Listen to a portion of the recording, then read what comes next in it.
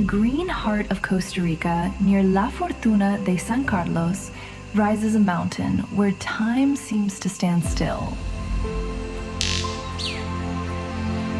Here, each sunrise awakens with the gentle song of birds, crossing the sky like living brushstrokes of color and freedom.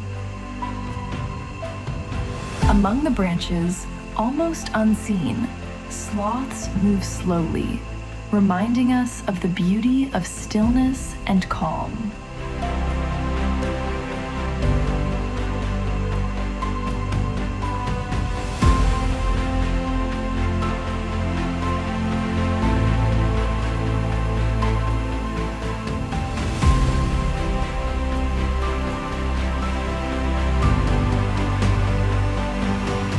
This mountain is not just a place, it is a sanctuary.